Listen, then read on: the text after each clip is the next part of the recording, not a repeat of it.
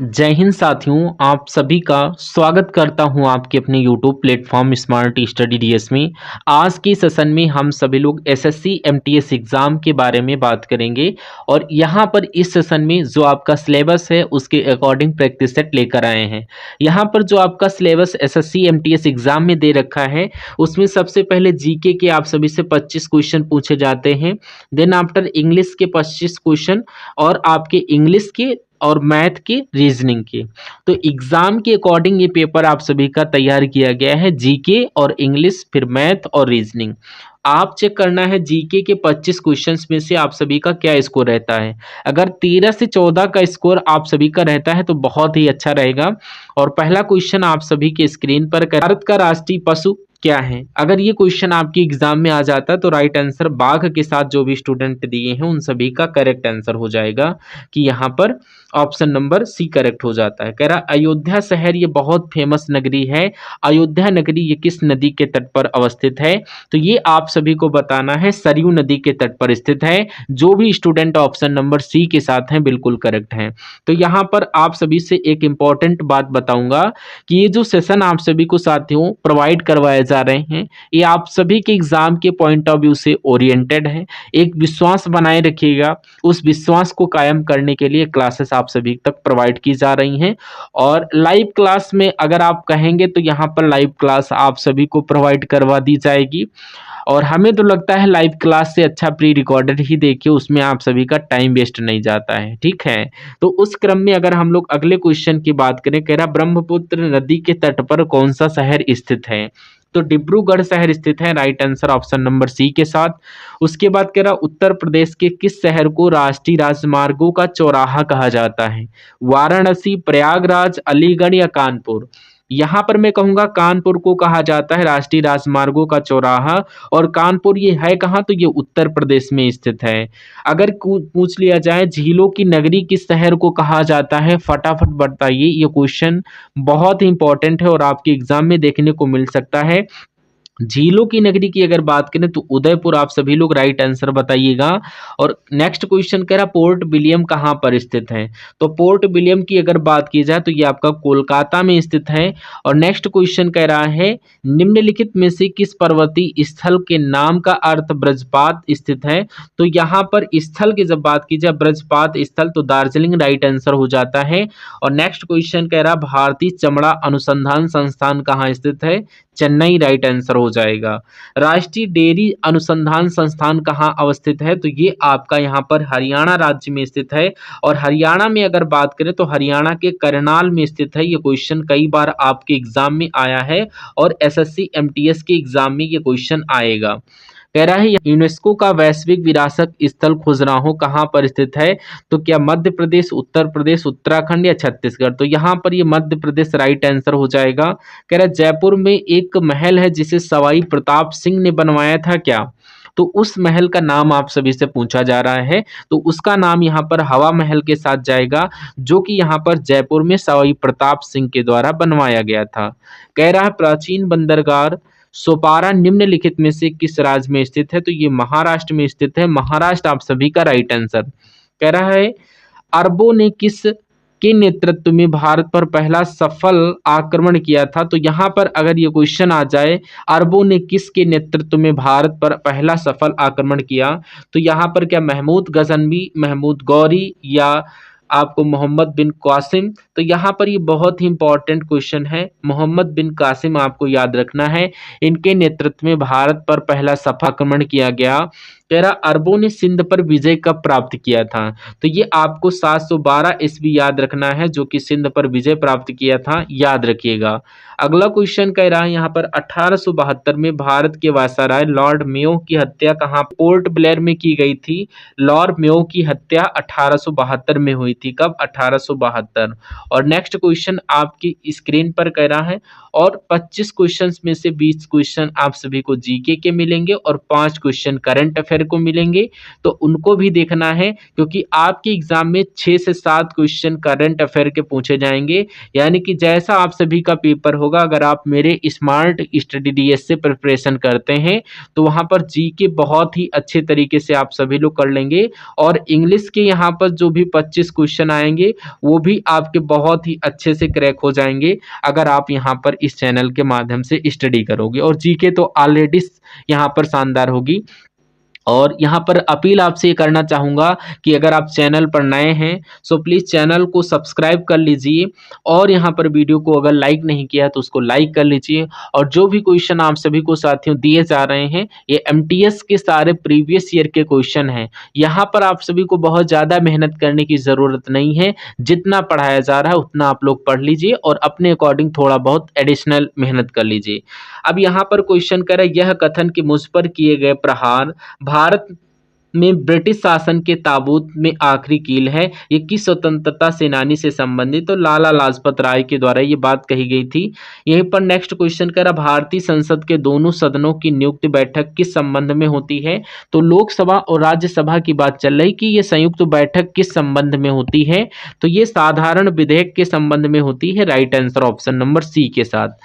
उसके बाद यहाँ पर कह रहा है जिला न्यायाधीश की नियुक्ति कौन करता है? यानी कि यहाँ पर प्रधानमंत्री की सलाह से राष्ट्रपति नहीं, राज्यपाल की सलाह से मुख्यमंत्री नहीं, उच्च न्यायालय की सलाह से राज्यपाल। तो यहाँ पर जिला न्यायाधीश की नियुक्ति आपका उच्च न्यायालय की सलाह से राज्यपाल जी करते हैं।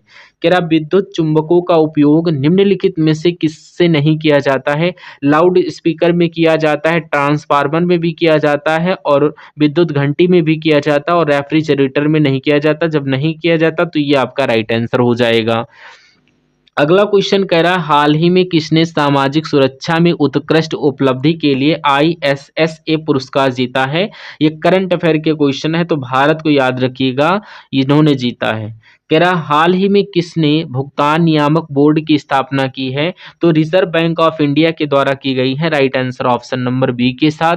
और यहीं पर अगर बात करें हाल ही में किसे तमिलनाडु साइंटिस्ट अवार्ड से सम्मानित किया गया, तो यहाँ पर आपको इस क्वेश्चन का राइट आंसर बताने की कोशिश करिए कि हाल में ही में किसे तमिलनाडु साइंटिस्ट अवार्ड से सम्मानित अगर ये क्वेश्चन पूछ लिया जाए तो क्या भावना पारासर हैं, या बनवारी लाल गौर हैं, या IT नीलकंठन है मूस, या डॉक्टर R अर्थस जेम्स?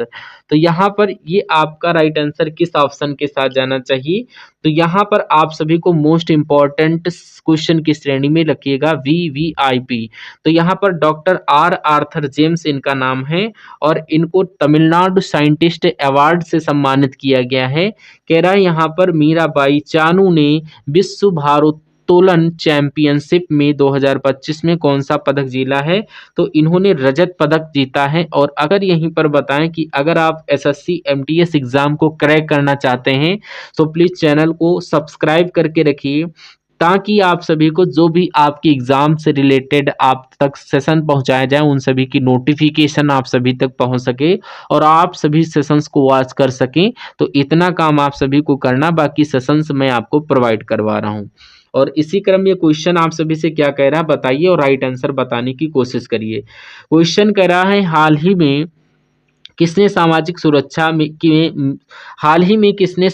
सुरक्षा में उत्कृष्ट उपलब्धि के लिए ISSA पुरस्कार जीता है? तो यहाँ पर अपने देश भारत ने जीता है। Right answer option number B के साथ।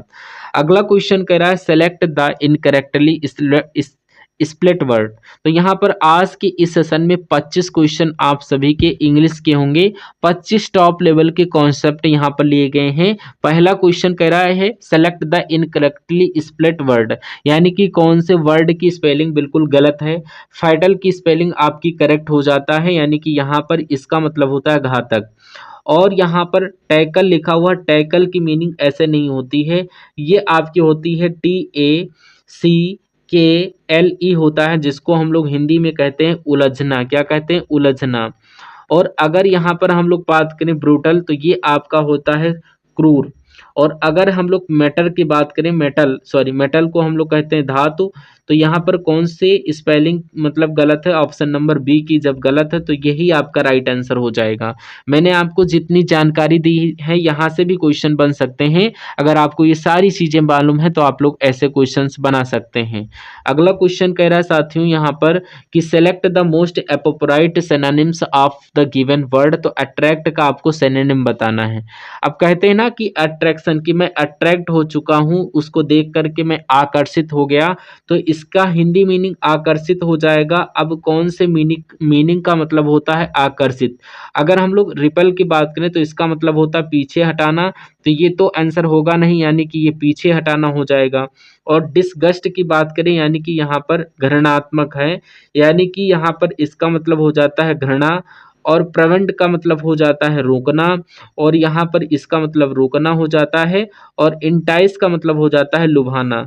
तो ये आपका आकर्षित का सिनोनिम्स हो जाएगा, यानी कि अट्रैक्ट का सिनोनिम आप सभी को इंटाइस याद रखना है। उसी उसी की क्रम में अगला क्वेश्चन कह रहा है select the appropriate meaning of given idiom, यानी कि यहाँ पर टू बियर फ्रूट, यानी कि जब कोई एक अच्छा रिजल्ट यानी कि पॉजिटिव रिजल्ट जब आप सभी को प्राप्त होता है या आता है तो उसको हम लोग कहते हैं टू बियर फ्रूट। अब आपको बताना है to accept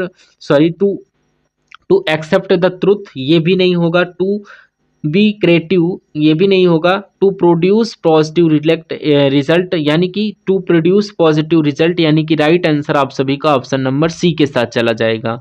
we have decided to go on a long dash with our friends, यानी कि यहाँ पर आप सभी का ड्राइव वर्ड आ जाना चाहिए, और ड्राइव आपको ऑप्शन नंबर डी में दिया गया है, जो कि अपना करेक्ट हो जाता है। जो भी स्टूडेंट का right answer option number D के साथ है करेक्ट हो जाएगा। अगला क्वेश्चन कह रहा है select the option that can be used as a one word substitution for the given group of word. एक लाइन दे रखी है और वहां पर आप सभी को वन वर्ड में क्वेश्चन दे रहा है, यानी कि वन वर्ड में कह रहा है giving orders in a manner that permits no refusal, यानी कि यहाँ पर नो रिफ्यूजल यानी कि उसको मना ना किया जाए, यानी मैं अगर आपको ऑर्डर देता हूं तो आप उसको मना नहीं कर सकते। इसको क्या कहते हैं, इसको बोलते हैं तानाशाही। अगर मैं आपको ऑर्डर दूं कोई काम करने को कहूं और अगर वो काम सही हो वो तो आप करना, लेकिन गलत हो तो मत करना, लेकिन तब भी मैं आपसे फोर्स कहूं तो मैं कहूंगा, लोग कहेंगे ये तानाशाही कर रहा है। तो तानाशाही यानी कि इसका मतलब हो जाता है डिक्टेरियल। तो डिक्टेरियल यानी कि ये आपका डिक्टेरियल आपका ऑप्शन नंबर ए में है, जो कि हो जाता है तानाशाही, यानी कि यहाँ पर giving orders in a manner that permits no refusal. कुल मिलाकर के right answer option number A के साथ। कह रहा है सेलेक्ट द करेक्टली, इनमें से आप सभी को राइट आंसर बताना है कि मैकेनिज्म कैसे लिखा जाता है। जैसे ऑप्शन नंबर ए में लिखी हुई है मैकेनिज्म, यानी कि ये आपका सही होगा। या देखिए यहाँ पर ई नहीं ए आना चाहिए, यानी कि यहाँ पर ऑप्शन ऐसा जहाँ पर ए, यानी कि पहली तो गलत हो जाएगा, यानी कि यहाँ पर MECHA, यानी कि ये भी गलत है, ये भी नहीं होगा। यानी कि ए यहाँ पर लिखा है निस्म, यानी कि यहाँ पर right answer option number C वाले की वर्तनी बिल्कुल करेक्ट स्पेलिंग हो जाएगी। अगला क्वेश्चन आप सभी के स्क्रीन पर, अब आपको एंटोनिम बताना है गिविंग एक्वर्ड, यानी कि यहाँ पर बड़ा अजीब सा मुझे लग रहा है, तो इसकी हिंदी क्या होती है, यानी कि अजीब। तो आपको यहाँ पर इसका एंटोनिम बताना है, यानी कि यहाँ पर क्या इसका एंटोनिम बल्कि हो जाएगा। बल्कि का मतलब पता है क्या होता है, बल्कि का मतलब होता है बड़ा। और अनईजी का मतलब क्या होता है, इसको हम लोग एक तरीके से कहीं ना कहीं क्या बोलते हैं, व्याकुल कह सकते हैं कि बड़ा व्याकुल हो गया हो, या व्याकुल हो, या बेचैन हो। और अगर इनेलिजेंट की बात करें तो जो अच्छे यानी कि अच्छे नज़र से न देखने में लगे उसको हम लोग इनेलिजेंट बोल सकते हैं। लेकिन ग्रेसफुल की बात करें तो इसका मतलब होता है सुंदर। यानी कि अब कहते हैं ना कि बड़ा अजीब लग रहा है या बड़ा सुंदर लग रहा है, ये दोनों आपस में एंटोनिम ही हैं। तो अकवर्ड का एंटोनिम यहाँ पर ग्रेसफुल, और ग्रेसफुल का एंटोनिम अकवर्ड हो जाएगा। तो right answer option number D के साथ। अगला क्वेश्चन है, कह रहा है कैप्टिविटी की अगर आप से बात की जाए इसका एंटोनिम बताना है। यहाँ पर प्रॉस्पेरिटी फर्स्ट ऑप्शन में लिखा है, इसका मतलब क्या होता है, इसका एंटोनिम होगा क्या नहीं। अगर फ्रीडम की बात करें तो इसका मतलब हो जाती है मतलब हो जाता है आज़ादी। यानी कि सबसे पहले यहाँ पर कैप्टिविटी का मतलब अगर आपसे पूछा जाए तो यहाँ पर इसका मतलब होता है गुलामी, और फ्रीडम का मतलब होता है आज़ादी। यानी कि गुलामी का यानी कि एंटोनिम आप सभी लोग आज़ादी कह सकते हो, जो कि फ्रीडम हो जाएगा। और फ्रीडम का कैप्टिविटी हो जाएगा। तो जिनका आंसर ऑप्शन नंबर बी के साथ हो जाएगा उनका आंसर बिल्कुल करेक्ट हो जाएगा। भाई बहुत बढ़िया। बढ़िया, वेरी गुड क्लास। कह रहा है select the option that can be used as a one word substitution for the given group of words. यानी आपको बताना स्टडी ऑफ डिसीज को क्या कहते हैं, स्टडी ऑफ डिजीज के बारे में आप सभी से पूछा जा रहा, बताइए। तो इसको साथियों यहाँ पर टेलीपैथी कहा जाता है, नहीं, इसको पैथोलॉजी कहा जाएगा। पैथोलॉजी यानी कि स्टडी ऑफ डिजीज को पैथोलॉजी कहा जाता है। यानी इम्पैथी सहानुभूति और एंटीपैथी ये आपको घृणा को कहा जाता है। कह रहा है यहाँ पर ईगल आई यानी कि ये आपकी इडियम है और इसका मीनिंग पूछ रहा है। ईगल आई का मतलब पता क्या होता है, इसका मतलब होता है चौकन्ना रहना। क्या, चौकन्ना रहना, इसका मतलब होता है चौकन्ना रहना। तो आई फ्यूल ऑफ क्यूरियोसिटी यानी कि ये आपका म्यूजियल विजुअल सॉरी विजुअल पावर कह सकते हैं। यानी कि यहाँ पर an eye with sharp visual power, कुल मिला के right answer option number B के साथ जाएगा। उसी क्रम में अगला क्वेश्चन कह रहा है फ्रेंडशिप इंक्रीज हैप्पीनेस, यानी कि दोस्ती जो है ये हैप्पीनेस बढ़ाती है। और माइजरी की अगर बात करें तो ये आपका यानी कि कष्ट, माइजरी यानी कि कष्ट, कष्ट ये आपकी घटाती है, कष्ट घटाती है। यानी कि यहाँ पर क्या आपका हो जाएगा कुल मिलाकर के राइट आंसर किस ऑप्शन के साथ। यानी कि डिमनिशस की अगर बात करें तो इसका मतलब होता है कम करना, यानी कि दोस्ती को बढ़ाती है। और माइजरी यानी कि कष्ट को घटाती है, डिमिनिश्ड करती। तो यहाँ पर आप सभी का आना चाहिए। उसके बाद देखिए अगला क्वेश्चन कह रहा है select the incorrectly spelled word, यानी कि आप सभी को बताएं इसमें से कौन से वर्ड की स्पेलिंग गलत है। अगर हम लोग फास्टन की बात करें तो फास्टन का मतलब होता है बांधना, कोई भी चीज बांधना, और इसकी स्पेलिंग भी बिल्कुल सही है। और यहाँ पर बिजनेस की स्पेलिंग ये आपकी गलत लिखी हुई है, और बिजनेस का मतलब होता है व्यापार करना। और अगर बात करें प्लंज, प्लंज का मतलब होता है यहाँ पर डुबकी, क्या होता है, इसका मतलब होता है डुबकी। और 1 मिनट, ये आपका डुबकी होता है। और यहाँ पर इवॉल्व का मतलब होता है विनाश या विकसित करना। यानी कि ये सारी चीजें आप सभी को याद रखना है अगर एग्जाम को क्रैक करना चाहते हैं। कह रहा an imaginary place where everything is perfect, ऐसी जगह यानी कि जहां सब कुछ परफेक्ट है, सब कुछ मौजूद है, उसको क्या कहा जाता है, आपसे पूछ रहा है। तो उसको यूटोपिया कहा जाता है। क्या कहा जाता है, यूटोपिया कहा जाता है। ये बात आप सभी को याद रखना चाहिए। उसी क्रम में नेक्स्ट क्वेश्चन कह रहा है select the option that can be used as a one word substitution for the given group of word, natural skill at doing something। तो यहाँ पर इसको हम लोग क्या कहते हैं, आदत कहते हैं। जैसे कि हम लोग सारे काम करते वैसे ये भी काम करते हैं, क्योंकि मेरी तो आदत है, मेरी तो आदत है। और आदत को सेंस कहते हैं, नहीं, आदत को पैशन कहते हैं, नहीं, आदत को नैक कहा जाता है। नैक आपके इस क्वेश्चन का राइट आंसर हो जाएगा। इसी क्रम में अगला क्वेश्चन कर रहा है select the option that can be used as a one word substitution for the given group of words. A person who investigates and solves crimes, यानी एक ऐसा पर्सन जो क्राइम्स यानी अपराध को इन्वेस्टिगेट्स करता है और उसको क्या करता है, सॉल्व करता है, उसको क्या कहते हैं, तो उसको यहाँ पर डिटेक्टिव कहते हैं, जो कि आपका ऑप्शन नंबर सी में लिखा हुआ है। यानी कि इन्वेंटर का मतलब होता है यहाँ पर आविष्कारक। क्या होता है, इन्वेंटर का मतलब होता है आविष्कारक। और एक्सप्लोरर की अगर बात करें, यहाँ पर एक्सप्लोर जो यहाँ पर आपके खोज करते हैं, क्या, खोज करने वाले को एक्सप्लोरर कहा जाता है, खोज करने वाले को। और यहाँ पर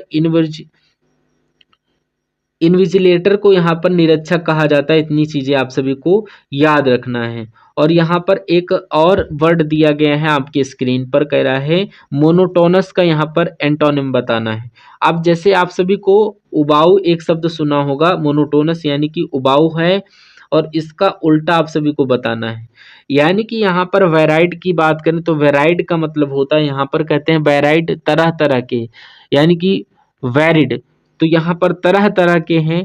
यानी कि चेंजिंग का मतलब होता है बदलना, और एलोबरेट मतलब करना, इसका मतलब होता है उसको विस्तार से बताना या उसको विस्तृत करके बताना। और यहाँ पर चेयरफुल की अगर बात करें तो हंसमुख कहते हैं। तो आप सोचकर बताएं कि उबाऊ का इसमें से उल्टा मीनिंग क्या होगा। बदलना तो होगा नहीं, विस्तृत भी नहीं होगा, और हंसमुख भी नहीं होगा। हंसमुख हो सकता है, उबाऊ मतलब क्रोधित, और यहाँ पर हंसमुख और तरह तरह के भी हो सकते हैं कि वेराइट। और अगला क्वेश्चन यहाँ पर आप सभी के स्क्रीन पर कह रहा है रिलायबल, ये वर्ड दिया गया, इसमें आपको सिनोनिम बताना है।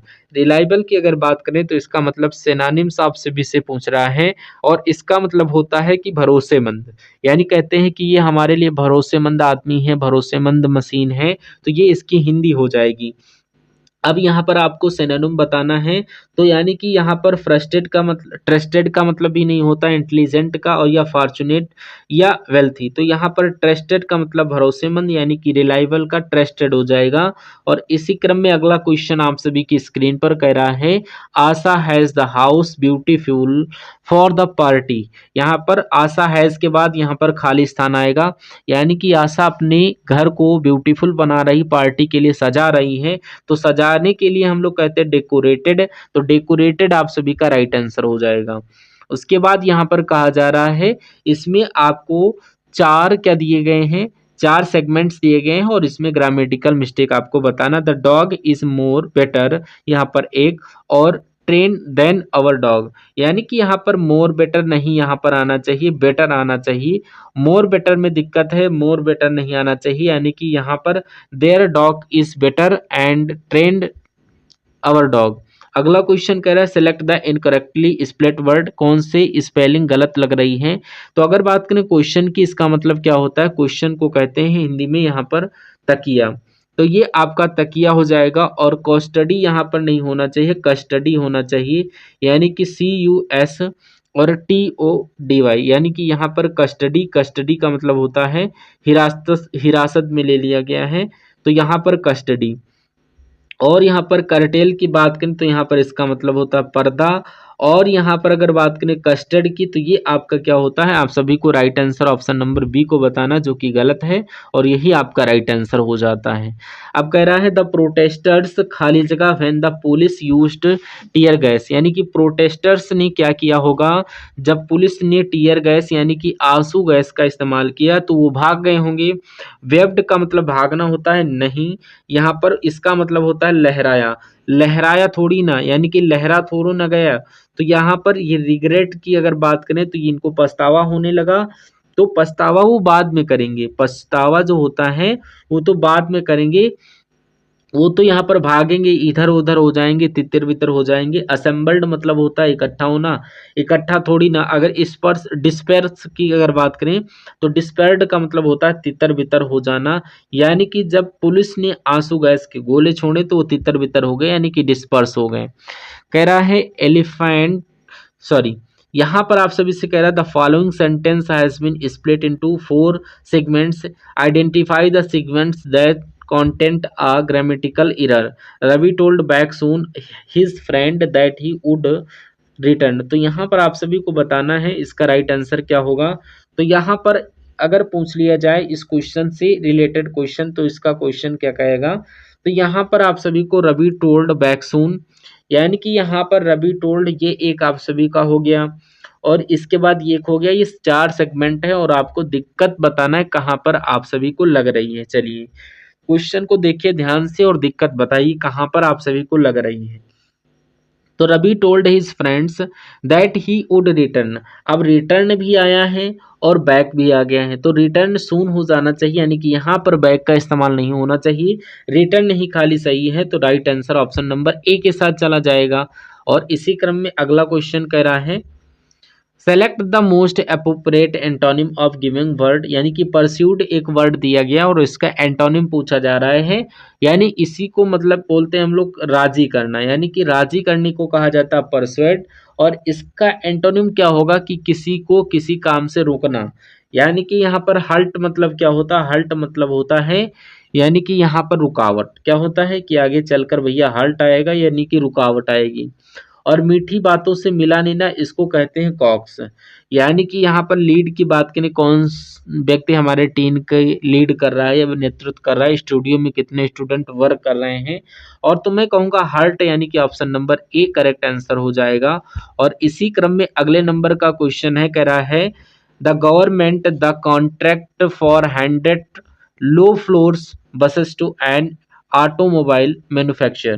तो यहाँ पर आप सभी को बताना है गवर्नमेंट ने सरकार में क्या किया कि ऑटोमोबाइल मैन्युफैक्चर है जो निर्माता, इसमें 100 बसें इनके द्वारा बनाई गई हैं और ये रिमाइंडर किया गया है, अवॉर्डेड किया गया है या ग्रांटेड किया गया है। तो इसको अवार्ड जो दिया गया है वो एक तरीके से इनको सम्मानित किया गया। तो यहाँ पर खाली जगह में ऑप्शन नंबर सी वाला वर्ड आ जाएगा।